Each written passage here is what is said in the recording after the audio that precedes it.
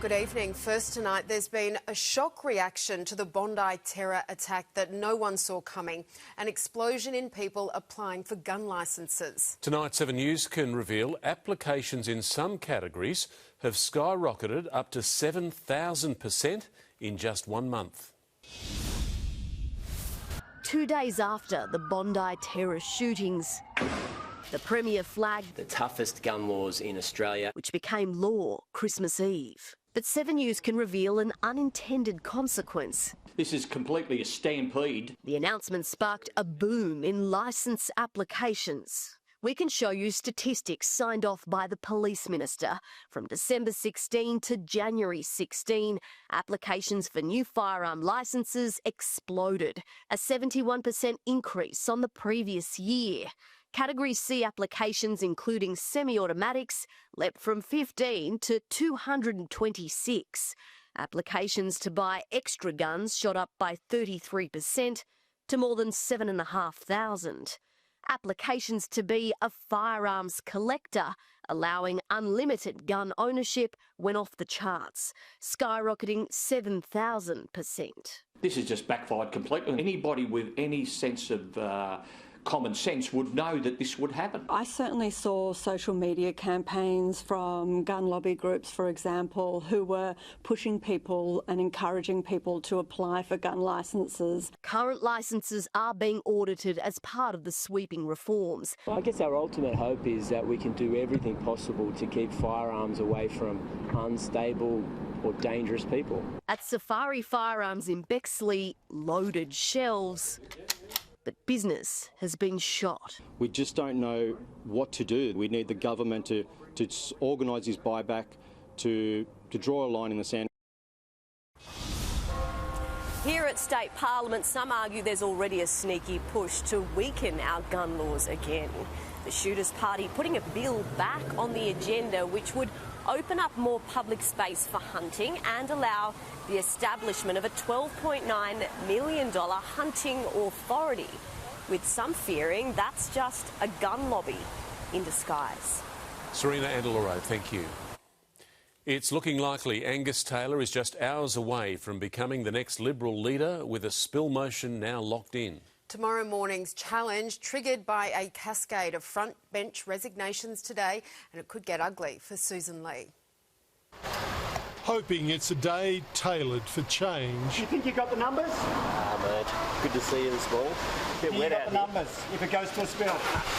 His supporters resigning one after another. The Liberal Party is capable of so much better than this. Followed by WA Senator Matt O'Sullivan and Queenslander Phil Thompson. We've been in a death spiral and we need to get out of it. Mr Thompson and New South Wales Senator Jess Collins formally requesting a leadership spill. Susan Lee agreeing. At 9 a.m. tomorrow, it's on.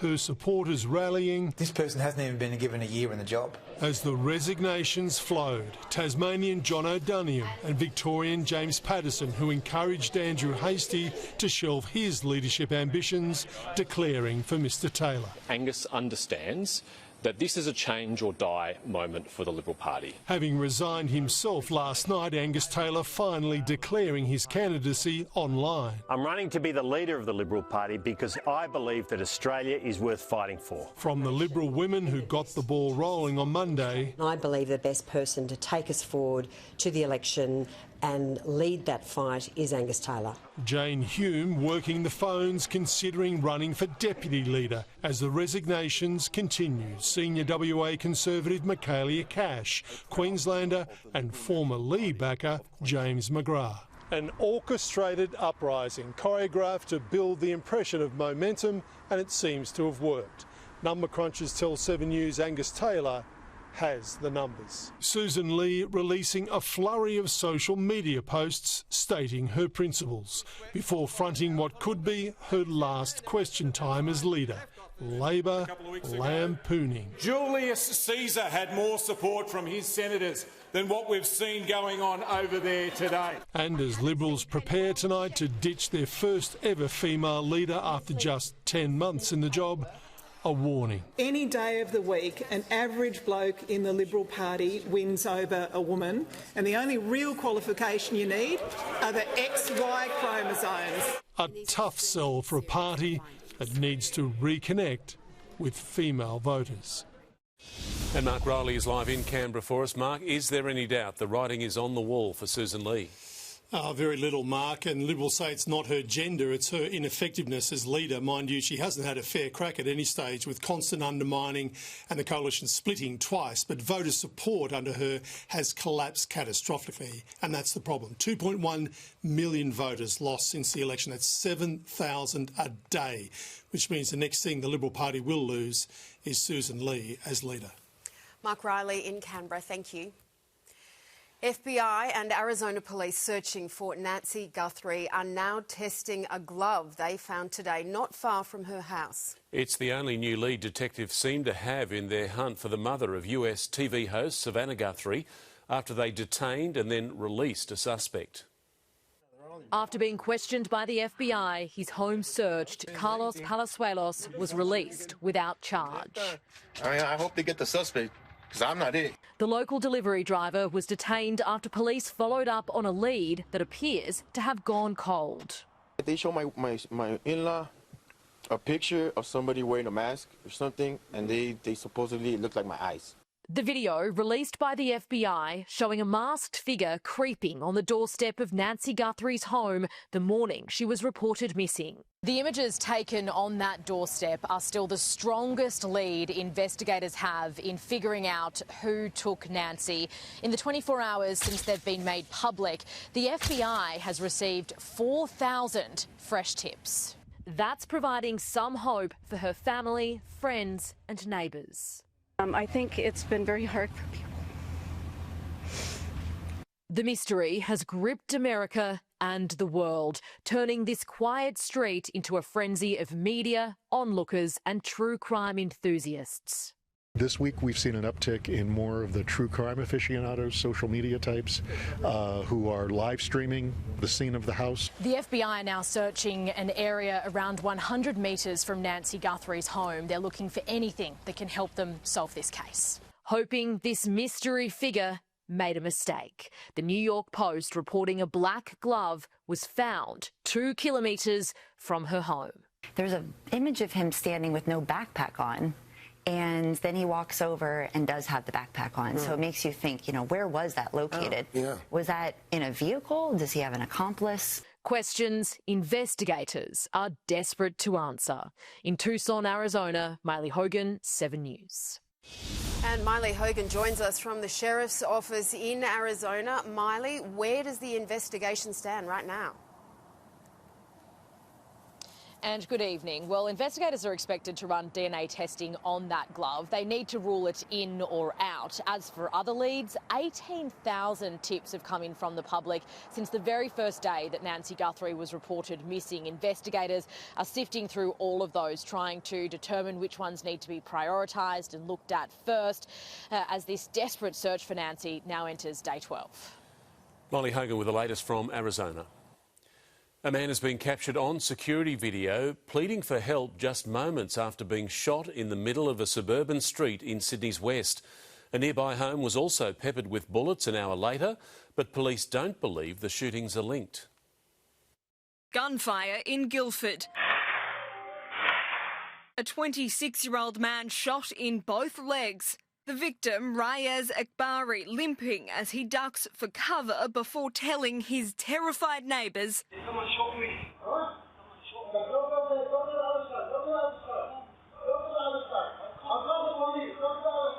Police have reason to believe that was a targeted attack. Less than an hour later, Big bang bang. 3 more shots are fired into a share house less than 2 kilometres away. Luckily, nobody was in the room at that time. They say it could be a case of mistaken identity. They thought this was someone else's house. Previous occupants who no longer live at that address are known to police, so police believe that may have been a targeted attack as well. Police don't believe the shootings are linked, just concerningly close. This is incredibly reckless behaviour. The offenders have a complete disregard for the safety and lives of members of the public.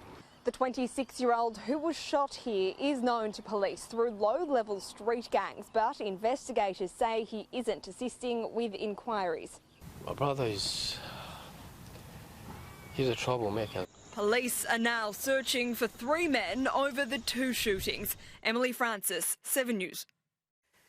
Thousands of anti-Israel protesters are rallying in Melbourne tonight, demonstrating against the visit there of President Isaac Herzog. It's brought parts of the city to a standstill, but the leaders already left, heading home after a tense tour.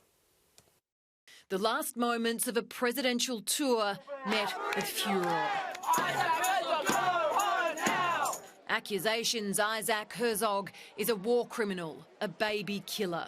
You people did not sign up to protect a genocide-enabling war criminal. Yet inside the 4 walls of a secret South Melbourne venue, rapturous reception. The famous spirit of Australian Jews, which is simply unbreakable. Where words weren't minced. The State of Israel, which is protecting the free world. Before a crowd of strictly security-screened Jewish school children, business leaders and politicians were all captivated by stories from Bondi survivors. I am shoving my body over my baby, using my body as a human shield. And where they were galvanised by a president unapologetic.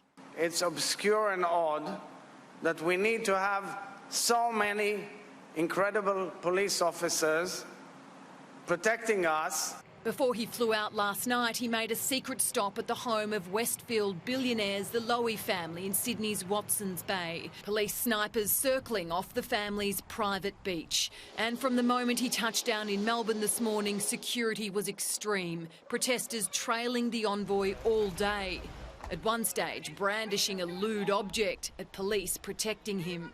And as Herzog departed, rage consumed the heart of Melbourne. 4 days of political diplomacy versus much public indignity. Laura Turner, 7 News. Blake Johnson is live at Melbourne's Flinders Street station. Blake, hundreds of police are there hoping to prevent a repeat of the violence that happened here in Sydney. And so far so good, Ange. That crowd is very peaceful at the moment. Isaac Herzog is on his way to the airport to leave the country. Meanwhile, the second major protest against his visit is happening in Melbourne for the second time outside Flinders Street station. Thousands filling the intersection, which is usually the world's busiest tram route. No trams or cars coming through here tonight. No sign of the confrontations that we've seen in Sydney between police and protesters. We've had about an hour and a half of speeches here. This enormous crowd then making its way up city streets and finishing outside Parliament House. Ange? OK, thanks so much. Blake Johnson in Melbourne. There has been sad news out of Hollywood. James Van Der Beek, who played the lead in the TV series Dawson's Creek, has died following a battle with cancer. Hugh Whitfield is here. Hugh, he was a heartthrob for a generation. And Mark, Dawson's Creek was a cultural phenomenon, helping to define and reflect teen life for millennials. And at the heart of it all was James Van Der Beek, for a decade one of the most famous faces on TV. It was the show. He was the star, James Van Der Beek. His career kick-started by his role as Dawson Leary. But I was selfish, and I didn't want you to go. I wanted you to stay here with me. Dawson's Creek, 6 seasons filled with the hopes and angst of a generation. Teens grappling with love and loss. It propelled the young actor into movies. And we'll leave it all out on the field. Varsity Blues and Rules of Attraction. The ultimate pin-up boy with the looks and the likability before cancer cruelled his career and overnight cost him his life. He was 48. So I never just stopped to appreciate really kind of what I'd done. And I will say, every time somebody says, I'm praying for you and I'm wishing you the best, I appreciate it. He had 6 children with wife Kimberly, who said he met his final days with courage, faith and grace. Online fundraising efforts are underway. His family left with significant financial strain. His co-stars reuniting last September. James, too sick to attend. I wanted to stand on that stage and thank every single person in this theatre. He called himself a theatre kid at heart. He'd play a defining TV character. He said you had a romantic streak a mile long. Leaving behind a rare cultural legacy. Hugh Whitfield, 7 News. Forget that she's married to Justin Bieber. Hailey Bieber is a global star in her own right. So popular, police were called in today when thousands of fans converged in the city to see her. The model has become a huge hit on social media with her skincare and makeup range, now a billion-dollar brand. Ready, set, road. Fans flooding the CBD to catch a glimpse of Hailey Bieber launching her skincare line in Australia. But it was window shopping only, with the model slipping in and out through a back entrance. So very disappointed. We really thought that it would be the moment. Police called in as crowds spilled out onto George Street, blocking the light rail. A throwback to her husband Justin Bieber's visit to Sunrise in 2010. Though Hailey's stop off at Mecca was quick, in store for less than 5 minutes. We waited here for so long. It was worth it though. It's cool seeing her in person. The model founded the makeup and skincare line in 2022, selling it for $1 billion last year, but staying on as creative director. With Hailey Bieber bringing the star power, this was always going to be the biggest beauty launch of the year. And with good reason. Rode expects Australia to be one of its biggest markets globally. Fans queuing outside Mecca stores from 5 a.m. I have been waiting for like 2.5 years for this to finally come here. I do have quite a few things that I'm like ready to grab. The best-selling glazing milk, $55, the barrier butter, $62, and the viral pocket blush in 10 shades, $43. The line expected to sell out within days. Why do you think Rode is so big? I don't know. Taylor Aiken, 7 News. Time to check today's weather now with Amber Leyland. Amber, it was grey and gloomy out there today. And Mark, good evening. Yeah, the cloud cover developed pretty early, though we did see glimpses of the sun to start the day. These shots captured over Guildford this morning, an early golden glow before the clouds moved in. Wasn't just cloudy today, but pretty windy too. Strong gale southerlies recorded off Watermalla, gale force southerlies though elsewhere. So it often felt 3 to 4 degrees cooler than these temperatures would suggest. Tops today hovering in the mid-20s, 28 today at Richmond and also at Penrith. There were a few light showers. They didn't really amount to much, though, only a mil or so across the suburbs. But it does appear we have more showers on the way. I'll have all the details on how the weekend is shaping up in your 7-day outlook. That's coming up soon. Right, Amber, thank you.